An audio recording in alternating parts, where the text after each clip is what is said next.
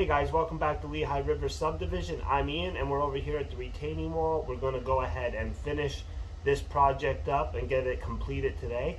As you can see right here, we're going to go back and take a look at the steps I did to get to this point. So without me talking too much, because the video is going to run a little longer than what I'd like, let's get into it. Okay, so now you can see I got the concrete cap in on the stone retaining wall, and I didn't film doing this because it's a slow process of putting the drywall mud on. Did it in coats.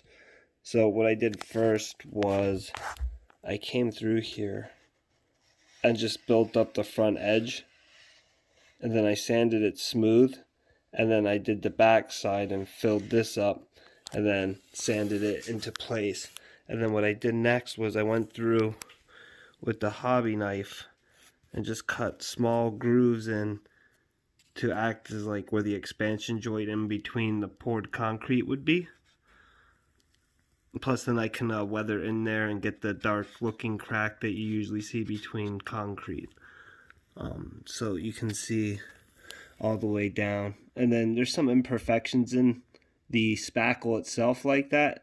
And I'm going to let that, because it'll look, when it's all painted and I do some weathering, it'll look like chunks of the concrete have broken out and deteriorated over time, which does happen in real life.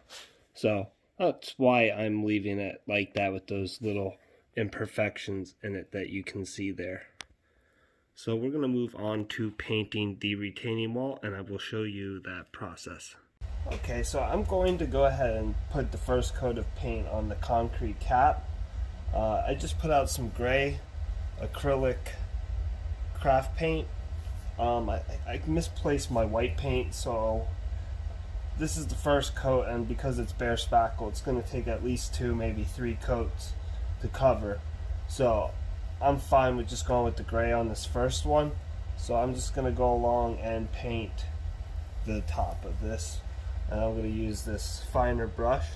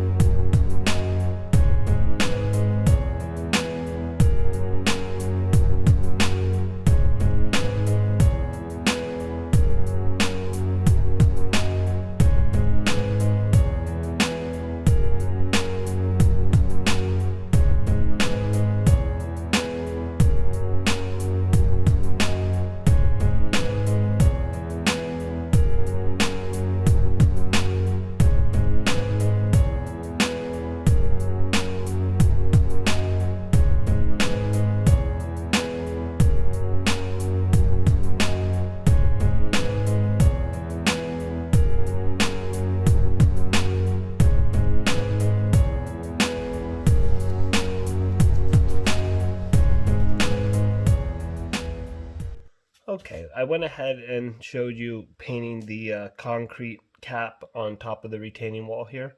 I came back through and did the second coat and made more of a gray color by just mixing this regular gray with white.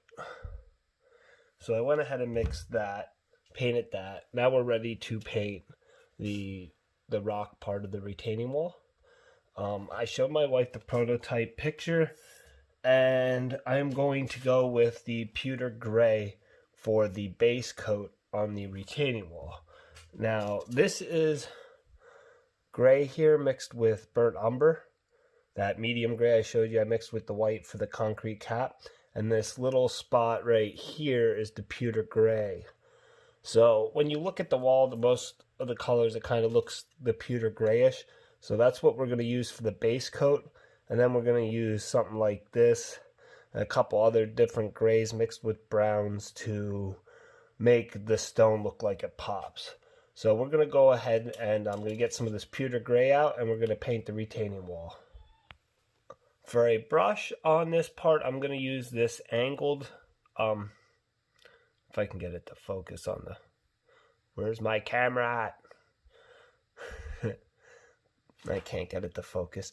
But you can see it's got that little bit of angled, like an angle sash that you would use to cut in for walls. So this will let me cut into the concrete cap from the stone wall nicely.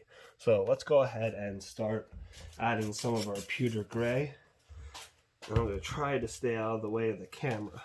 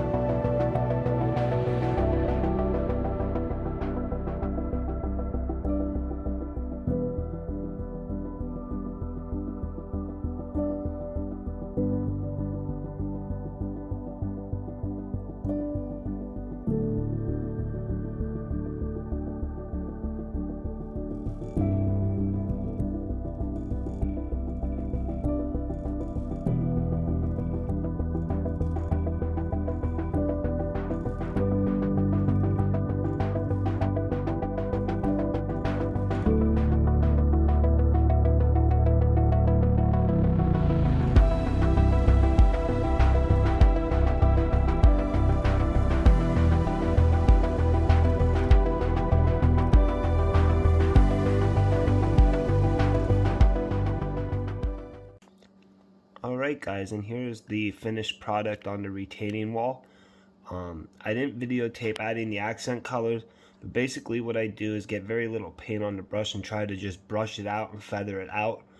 So what that means is once you get the paint on there, you're trying to spread it out as far as you can from the point where you put it, and that way it fades out into the original color or the base color.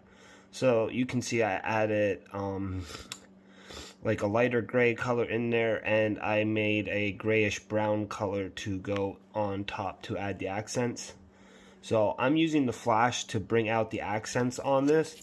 Now if I take the flash off, you can see it changes it just a little bit there, and the accent colors I put on kind of disappear more, and it looks more natural like that.